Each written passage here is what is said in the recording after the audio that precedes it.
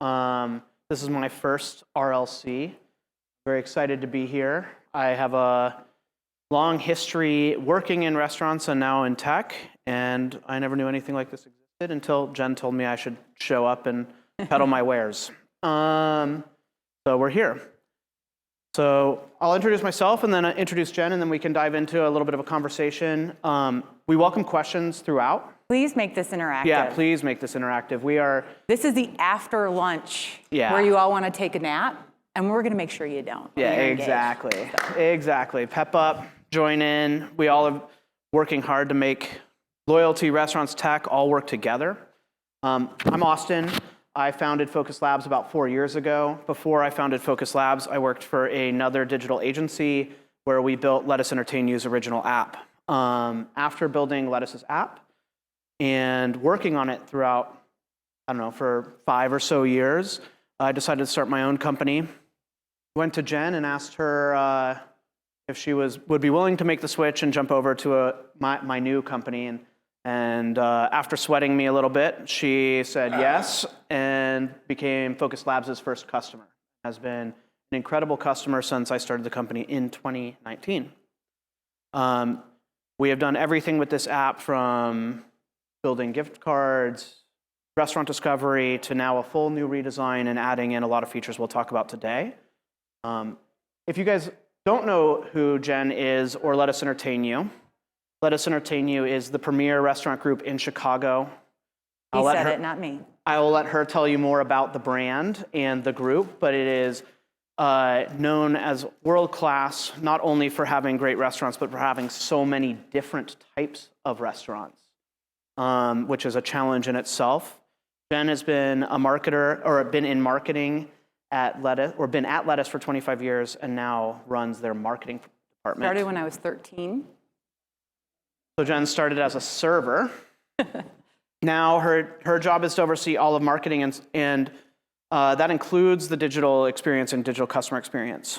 In 2014, Jen made the decision to take a leap of faith and build a custom application rather than white label because of their complexity, and it's paid off, in full. And we wanted to discuss that here with you all today, especially if you're making trade-off decisions about white label, a product, third-party apps, building your own, and then how you can make those decisions and what you're going to get with one or the other.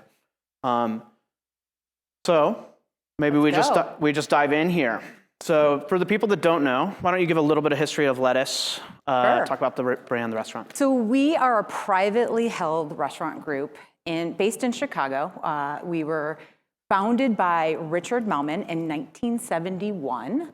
He opened RJ Grunt's with his mentor and partner, Jerry Orzoff. And Rich didn't want to be the biggest or the richest restaurant group. He just wanted to be the best that he could be. So what he has done is made a business on creating unique restaurants and brands. He does not like replicating restaurants and growing them. He likes making it challenging for us all to create new brands. In fact, we're opening up a new brand this week. We have around 60, maybe 61 new brands and about 120 locations across the country. And it's fun. My job is, we are all in the restaurant industry, and I say that birds of a feather, flock together. We're the type of people that roll up our sleeves, get down and dirty, and do our jobs, right? We hustle. And at Let Us Entertain You, you need all of that. You need the hustle. You need to understand the different types of brands. And from a marketing perspective, it's really challenging. It would be really easy to have one brand for me to market and really cultivate.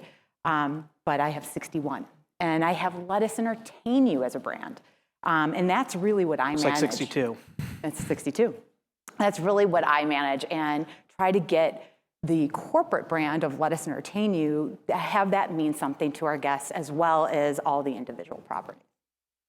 So maybe I'll dive into that a little bit, and then we can go to some more high-level questions. But one of the complexities of having all these brands is I've often eaten at a lettuce restaurant and had no idea it was lettuce until I got the bill. Right. And it said it at the top of the check. How do you help people understand where they are and have them pick lettuce restaurants over all the other restaurants around Chicago? It's a great question. So when I first started, 25 years ago, Rich Melman wanted the brands to really stand on their own. The philosophy was lettuce was in the background.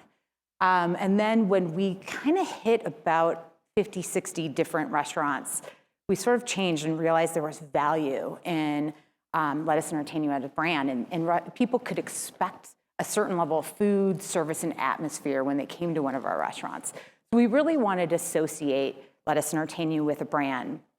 The loyalty program really helped us do that. Bob Wattell is one of our founding partners, and he created the loyalty program in 1988, very early on. And he modeled it after an airline program. He had such a good experience at United that he wanted to do it for restaurants. Then he had the vision to also create a gift card that could be used at any of our restaurants. And so when you purchase a gift card, even today, you're purchasing a Lettuce Entertain You gift card. You're not purchasing a gift card for Wildfire or Joe's or Mona Mika B. You're purchasing a lettuce gift card. So we're connecting the dots. In 2008, I created our first real big lettuce website, and it was over 10,000 pages. It was crazy. It was hard to manage. You think about all the menus and all the stuff that goes on in all the restaurants. But one of the common threads was that we had this food, service, and atmosphere. So we just wanted to make sure that all of our experiences, whether it was the first impression you got from going to a website to walking through our doors, were the same. And we strive for excellence. And one of the words I've heard from other operators is lettuce is ruthlessly excellent, which I think is true. Oh, that's sweet. Kind. Very, very dedicated to great customer experiences, diner experiences, in every facet. I think it's a difficult problem because of the range of the restaurants you have. So tell me a little bit about the clientele. Yeah. So when you have a diverse group of restaurants, you have a diverse group of clients too. So we have everything from food enthusiasts who really want the artisanal chef dining experience, to tourists who come to Chicago or other markets that we have restaurants in, to somebody who's local and just wants a local pub or someplace to go to enjoy a great meal. And to, I will say an avid loyalty member who just wants to try the different restaurants. So for me, marketing is a challenge that I really love. It's a code that I'll never crack, but it's something that, and as technology has changed and as it's growing as fast as it is, there's so many interesting ways that we can take this and fun things that we're doing. Yeah, it's really incredible to try and give an experience that makes all of those people feel welcome and valued. Yes.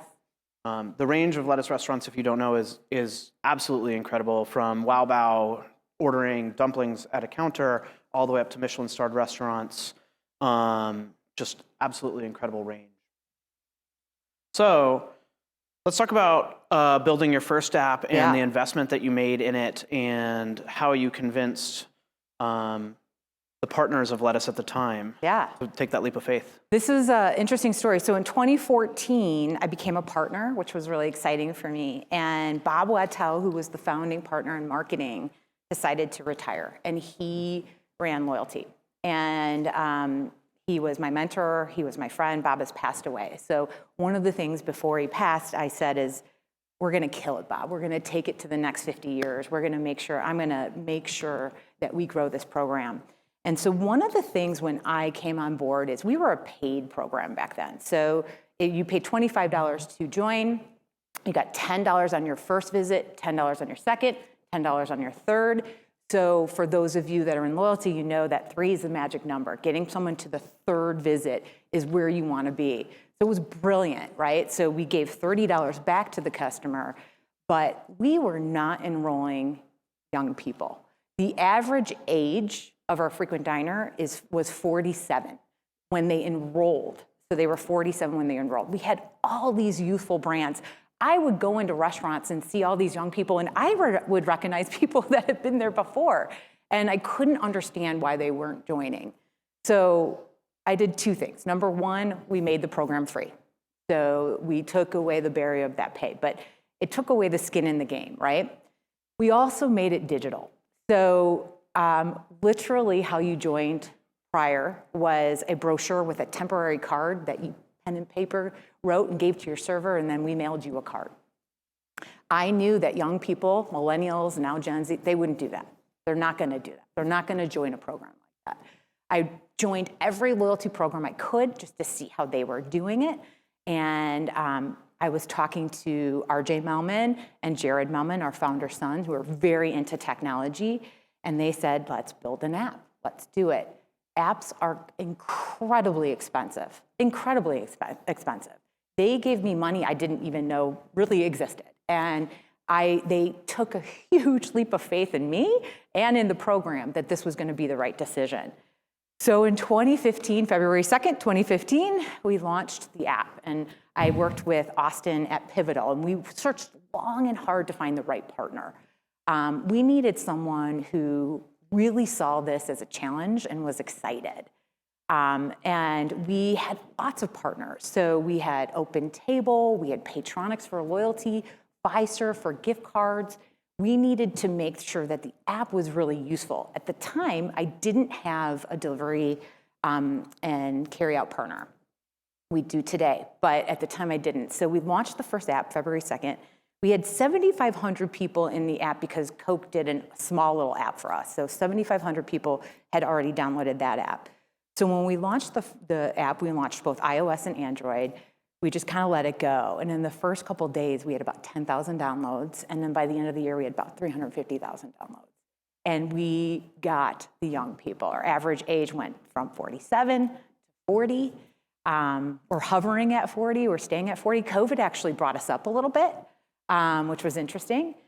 And we owe a lot to Focus Labs. So when I've worked with vendors before, and a lot of the operators in the room, I'm sure you can relate to this. You have a vision, you have an idea, and you want something to behave a certain way. And with Lettuce, because we're not the same concept, we have a complexity to us. And so every time I would say, hey, Austin, I want the app to do this, he would say, yeah, we'll make it happen. And he would do it. And I was like, I never got the no, I never got that the software won't allow us to do that, or it's not able to do that. He took that challenge and he said, this is super fun for me, and we're gonna do this. And he and I just, we really got along. I trusted him. He knew that we could create something special, and we still have the app today. So now let's go to where we are today. So that was 8 years ago. Then, as I said, we finally secured a delivery partner. And what I realized is that the app, it needed a refresh. We needed to redo it. We're actually changing the code base to make it a little bit more affordable. Technology has grown over the 8 years, and our customers' needs have grown over the 8 years. We did a discovery with them where we learned that customers wanted us to play back their information to them. So Tell me a little bit about that discovery experience. Yeah, let's talk about that discovery experience. We're laughing because it wasn't great. No. I am extremely direct, believe it or not. And our first kickoff meeting and the new app project, I think I walked out. Yeah, I was not a happy tough one. person. And it was tough, but Austin had said something to me, I'll never forget this. They're afraid of you, Jen. And his team, literally, because I have really high expectations, and I realize I'm competitive and I want to drive people, but sometimes that not everybody behaves like that. And these are tech people. These aren't restaurant people, right? These are the technology people. And gosh, did that hit me hard. And we took, what was, I thought, not a great experience, and we made it such a positive one. And we stepped away from all these, when we first went into kickoff and where my team was we were coming without preconceived notions. Where Lettuce was is they had a strong opinion of where their customers were, and I think all of you as operators do. And a critical part of this discovery is a little bit of letting go of that. Yes. So that was tough for Lettuce's ownership and Jen to say, hey, we're actually gonna pull our diners into rooms and ask them how they feel about our app, how they feel about our restaurants, how they feel about our experiences. And it's sometimes natural for restaurants to do that for their menu items, but then all the other stuff has to be perfect. They're allowed to iterate and try and experiment with the menus, but then the app needs to be perfect. And those experiences, we learned that we can pull the experience and that iterative experience all the way through from digital into dining. And it was really neat by the end. It really was. And then we also learned that that the digital experience with the customer. So one great thing that we learned when we were talking to our guests, I I'm from operations. I worked in the restaurants. And when you're from operations, you're so used to talking to customers all the time and knowing what they like and what they dislike. But then when I moved into marketing, I wasn't in front of customers every day. So when we did these user interviews, I would sit in there like, oh my God, ask him this, ask him that, ask him this. It was so amazing. One of the things we learned was so interesting. So we, as marketers, or if any of you are marketers here, you'll get this. So we have, in our loyalty program, when you earn a certain amount of points, you earn reward dollars. So we have reward dollars. Then you could purchase a gift card and upload it to the app. So we have a gift card. And then we have promotions and all kinds of things going on. And to us, those are three very separate things to us. But to our customers, they're forms of payment. That's all they care about. That was how I pay my check. They were in 3 different spots in our app. Why? Why isn't it just in one spot? It was this epiphany. I'm like, we're creating this wallet. And then it's cool because reward dollars cannot be used after 3 p.m. So then in our new app, it's grayed out. So you know you can't use that. But you could use your gift card, or you could use whatever other form of payment you have in there. So these types of conversations with guests, sometimes you're so close to your brand and your terminology and what you do, it's so vital to really listen to the guest and what they say. And it's hard to let go of some of those like preconceived notions or what you have been focused on for so long.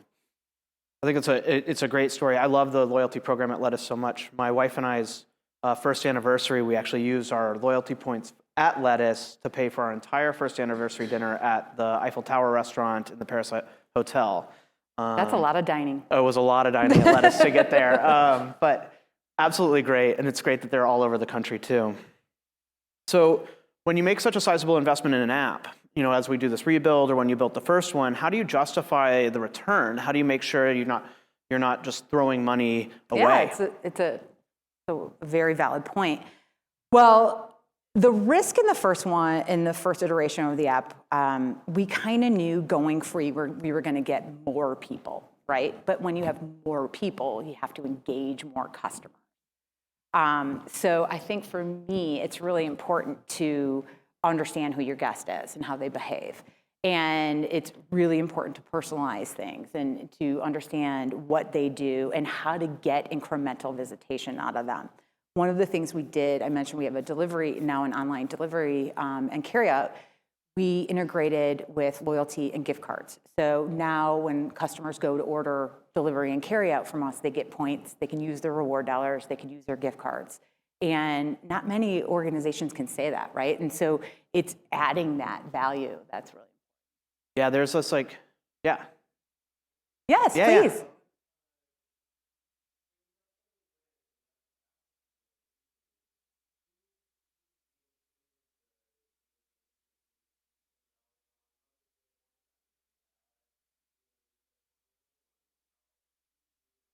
What you're mentioning is a source of truth, right? We need a source of truth, and that is our website.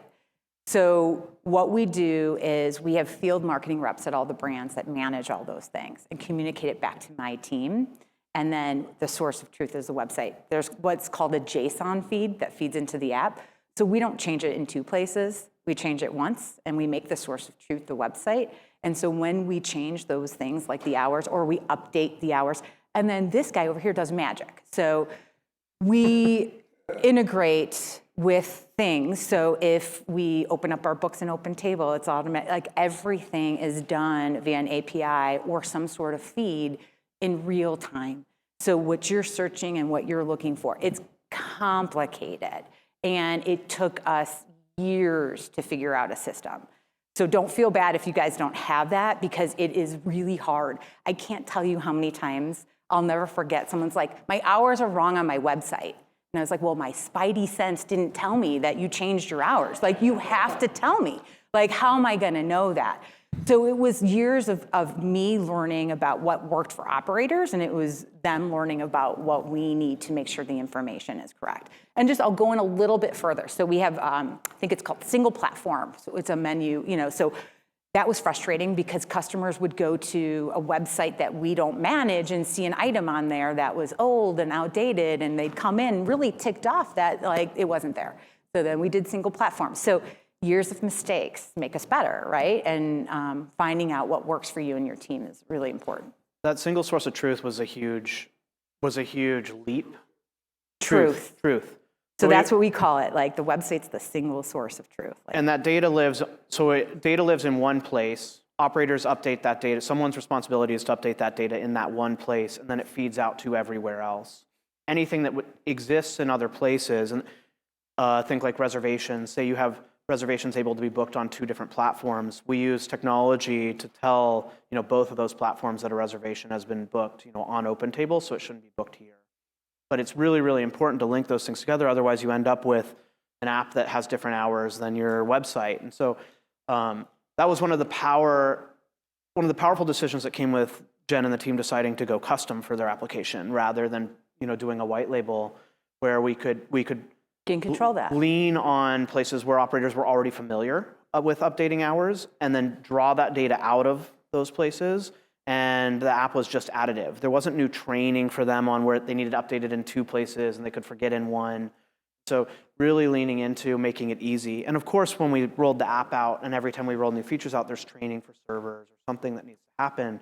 So the best we can do to minimize impact is incredible. Sure, please.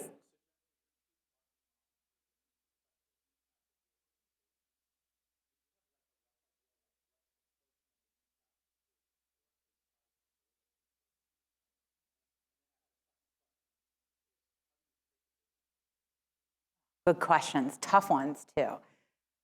Pre-COVID, our loyalty program was around 30% of our total sales. And I'll be honest with you, that's enough because it's discounted, right? So that was a sweet spot for us. Could it be a little more? Sure. Do I want it to be 50? Never, right? So there's a sweet spot there in terms of calculating return on investment. 30. 30% of the transactions where people either got points or redeemed reward dollars. So 30% of all revenue was a loyalty transaction. That was pre-COVID. We're down to 22 now, okay? So that was pre-COVID. We're down to 22 now. We realized that with businesses closed in the city that we have work to do, right? We have to think of our customers differently. I used to be obsessed with demographics. Like I used to, where you live, your age, what you do. I'm no longer looking at demographics. I'm looking at what people respond to. So the sentiment, right? So if we're putting out content about brunch and I see people respond to that, how do I take that audience and cultivate that and personalize that experience? That's very important. And then your second question was the business case. So what we do is look at return on loyalty is a long-term gain. So if you're in it for short-term gains, it's not going to happen. I can tell you we do enrollment campaigns every year. We had one store in the beginning of 2019, small sushi restaurant, really incent their servers, and I paid each server $5 for every sign up to really get a lot of people. And they, given their size, I mean, it was incredible how many people they enrolled. And they didn't see the return on that until 18 months later. And now their sales are thriving, right? So to measure that lifetime value of a customer is really challenging. There's an equation we use, and it's something that you can't look just at the short term. You have to look at the long term. I have a program that's been in existence for a long time, so I have a lot of insight as to kind of how that goes. In 2008, when the recession was around, we took a little dip and then we bumped up real quickly. So we're looking at what we did back then and trying to do that today. But it's hard right now. It's hard. But remember, we're providing value. And what customers are going to be seeking in the next 6 to 10 year is value. So our messaging needs to change to that. Why do you think bars drop?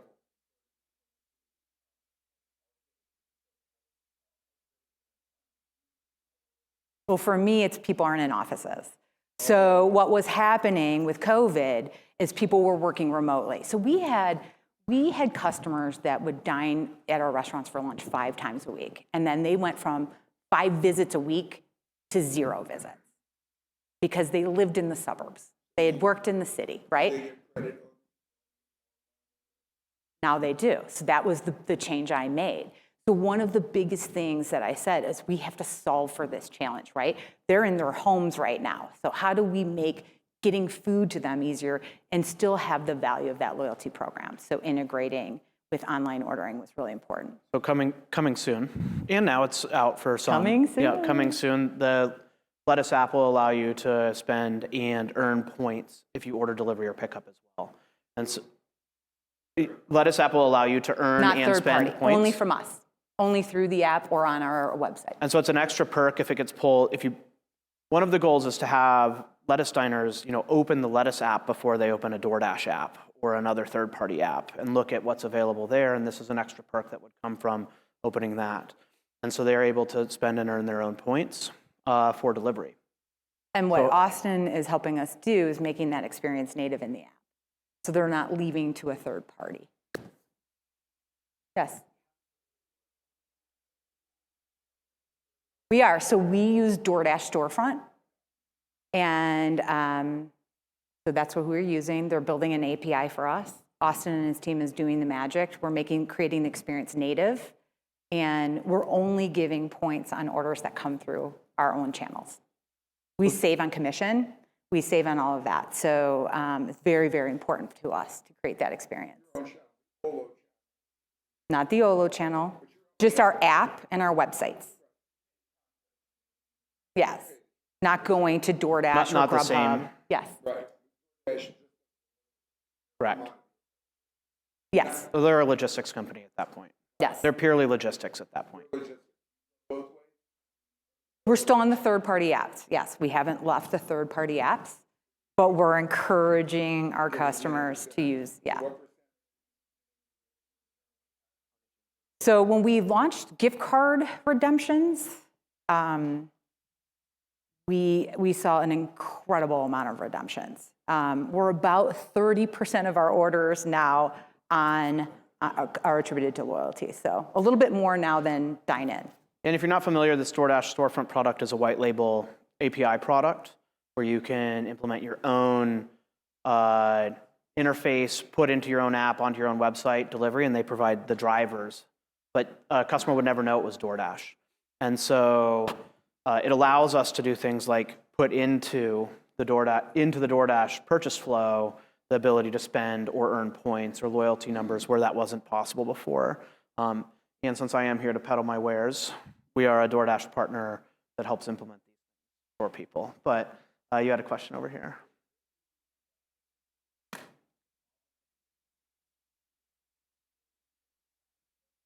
Where did I end up with reporting? Rewards. So for every $150 in points that you get, it's $10 in a gift certificate, a reward dollar. Yes, so we are exploring, you heard subscriptions and all that. We're exploring a couple other things. One of the things, so we've been going through, I have my chief technology officer here, and there's a strategy team somewhere, but we are going through what we call a digital transformation.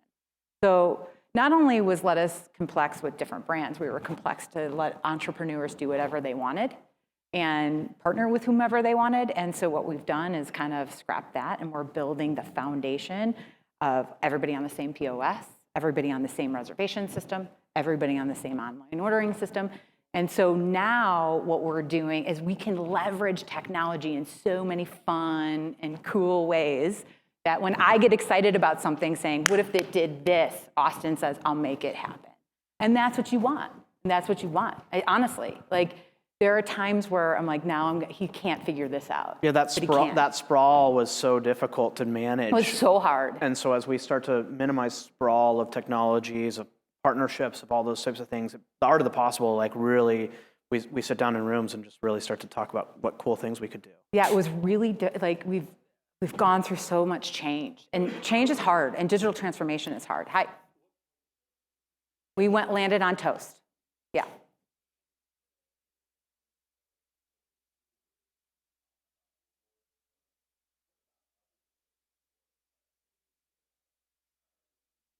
Yep, on the horizon. Now that we have Open Table as our partner, there's so many opportunities like that. We have a blue, silver, and gold tier. We have experiences we can offer. We have access and preferred reservations. We have so much we can do. Another thing we're exploring is a business partnership. So right now the loyalty program's a person, so you have to sign up, but can we benefit businesses? We're thinking about that. So I don't want to give too much of my trade secrets, but we got a lot of stuff on the horizon.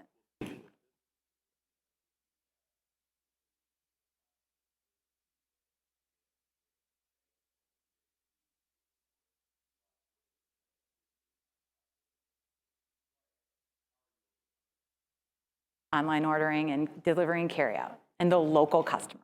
So we're targeting the local guests. So what we have suburban locations, and we have people who actually live in the city that we're getting incremental visits out of, right? Because we added delivery and carryout for loyalty. So now that I can. So where they would dine, they dine in, let's just say they dine in twice a month. So I'll dine in twice a month plus add a delivery order in there. Yes, we do. We currently do. Lots of questions, I love it. I have all these questions here and we don't need them.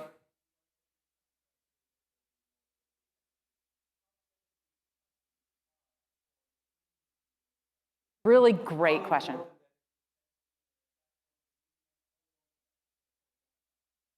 Really important, right? So Bob Wattel, my mentor, founder of the loyalty program, one thing he taught me is our reputation is everything. Our word is everything. Customer service is everything. And taking care of the customer is everything. So we're not willing to change the program so much that we're going to disrupt what we currently have, but we're going to enhance it, right? And we're going to encourage our members to enable them to use technology as a driver for additional loyalty with us. So can you still use your lettuce physical card? You can use a physical card still. We don't do that. One change we did is we had birthday rewards that never expired. And I was like, I want them to come in for their birthday. So we made an expiration date 90 days. And for some of our guests, you thought we made like the worst change in the world. And then what we did is when they were upset, I was like, when's your birthday? I'll make a reservation for you. We got them into restaurants. My customer service team is so good that way, where they know how to turn that into a positive. And that's kind of the enhancements. It's really taking care of that customer. I have somebody who I have to call after this because they're upset about a change we made. I have somebody who calls me. I had taken care of an issue that he had maybe 3 or 4 years ago, and he calls me all the time and says, I forgot to add my points, and I add his points for him. So it's that level of taking care of the guest.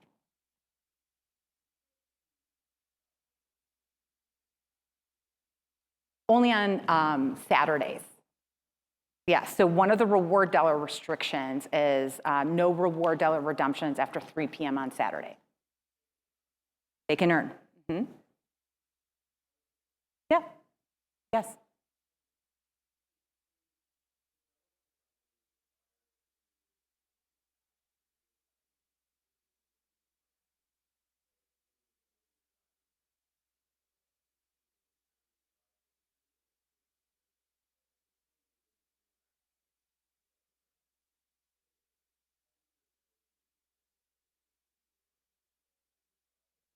Wow, you got good questions. So I have a team of marketers for those brands, right? So they have their own websites, they have their own social media, they have their own email, so they are doing specific targeted marketing for their brands, right? So I'm not disrupting that at all. And we make sure that they include messaging about the app. We make sure that there's a cross-sell opportunity there. We're paying attention to who dines at this restaurant, that will like this restaurant. So we all work together. And they're incredibly talented marketing teams. And we have divisions of restaurants. Each division has their team. I get all the marketers together once a month. We talk about challenges. We work through them. They learn from my team. I learn from their teams. So that's how it works. And we can learn a little bit about how people dine by starting to get these integrations. So understanding somebody goes here a lot, they like to eat this, we can start to push them to other brands as well and expose other brands to them. So not just personalization, but personalized ads, personalized recommendations around a taste profile or a timing profile that we think would be interesting for an individual. Yes.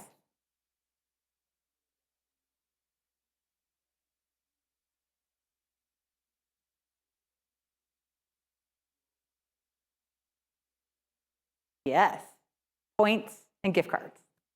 So you can't do those on the other things. And I sell a significant amount of gift cards every year. So we know we're targeting people, and we tell them that when you order directly from us, you can redeem your gift card. When you order directly from us, you can get points or use your rewards. You cannot do that on the third party. We run promotions to incent people to go through directly from us. What we find is the minute they go through us, they continue to go through us. Now what Austin, again, we have an advantage. We have a lot of brands. We have a lot of things. So what Austin is doing on the app for us is you can then search and see estimated times of delivery and estimated times of pickup. And so when you're hungry and you don't know where you want to go, we can act like a third-party delivery company where you can search and find the cuisine that you want, and you can find the estimated time that you want. And so we're creating that experience within our app. Yeah, it's not uncommon for me and my wife to be sitting, say, man, we should order in, but we don't want to spend any money, so let's open the Lettuce app. And we can scroll through the Lettuce app, and there's such a nice range. You can be like, what do you want tonight? Do you want burgers or sushi? And we can pay for that with loyalty. And often we even will get there and we're like, it's Saturday. And then you just buy food. But we're already in that app, and we can track that data and those interactions and then use them to continue to retarget and bring people back.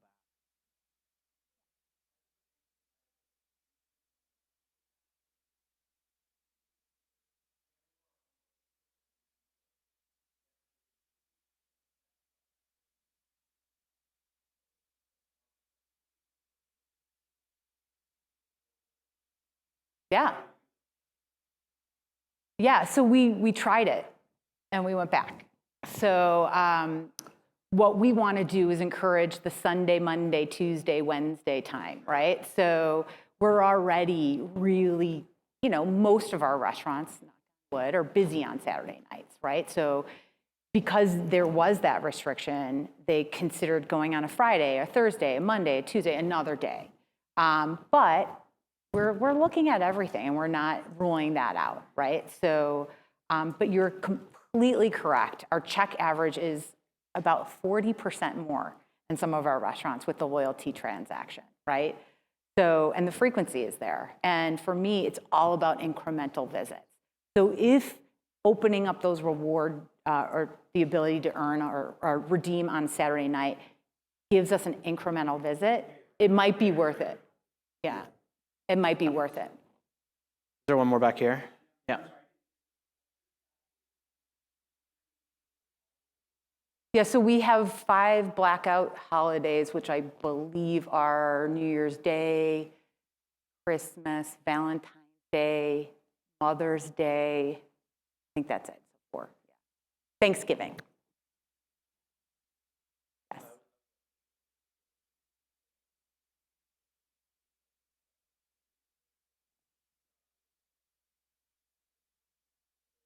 Yeah, so we're not only in Chicago. So yes, that's been a consideration too, right? And you can never, you have to test and learn, right? So you can predict, you can say, hey, this is what I think is gonna happen when we do that. But what I found doing this is I'm usually wrong. And the only way to really know is to have a control and to try it, right? So, it's tough to do, and it's hard to pull those triggers. Yes.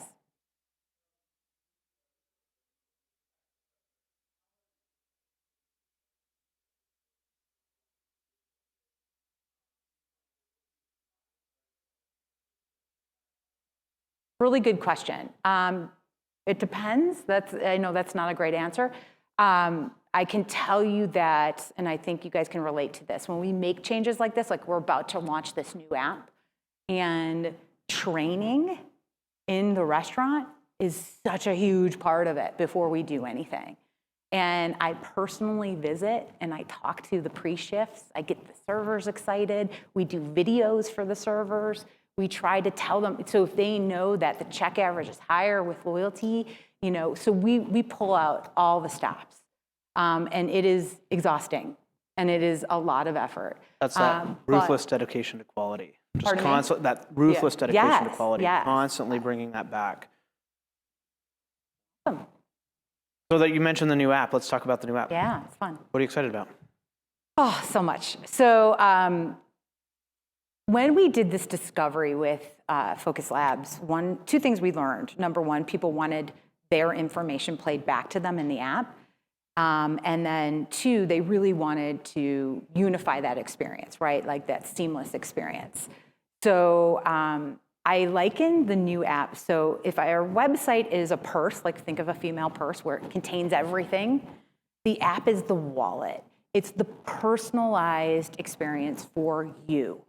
And it shows your name, your reward dollars, your future reservations, your past reservations, the restaurants that you visit the most are at the top. So we're working to really personalize this experience. I'm so giddy about all the really cool opportunities. We're gonna phase approach this. You guys have heard of MVP, minimum viable product. We're getting the first phase out there, then we're gonna do phase 2, phase 3, 4, 5, 6, whatever it is. You're never done. That's another thing I wanna tell you with an app is you're never done. And we're really excited about some of these new features. Then online ordering is the really next important part of that. Natively creating that experience, a one-click reorder, estimated times for delivery and carry out, things that we can do that I think are better than some of the delivery apps. Using AI is not out of, if you want to know where to go to brunch at one of our restaurants, that's something we can do. If you want to know that, for example, I have discovered I'm allergic to ginger, which is an awful allergy to have when you love Asian food. And I had an experience at one of our restaurants. So, of course, they know who I am. I went there, but it was a ramen restaurant. And, of course, I can't have ramen, but my husband and my son love it. And so I went, and I was thinking about just eating before because I knew there was nothing I could eat there. So I get there, and the chef circled all the items on the menus that I could have, put a little smiley face. I had the most amazing meal and the most amazing experience. Like it got me like choked up. And I thought, like, why aren't we doing this for all customers that have allergies? Why aren't we taking care? I mean, I was taken care of. And when you have an allergy, kind of the empathy that I have now, I was a server, and when somebody told me they had an allergy, you're like, oh God, that's rough. Like we got to do our procedure, and it's kind of, cumbersome, but it's so important. I went anaphylaxis, and I've had to use an EpiPen. So it is that type of really exciting things we can do, preferences, allergies, knowing our frequent diners before they walk in the door, not at the time of payment, is important. Recognizing them, understanding who they are, yes.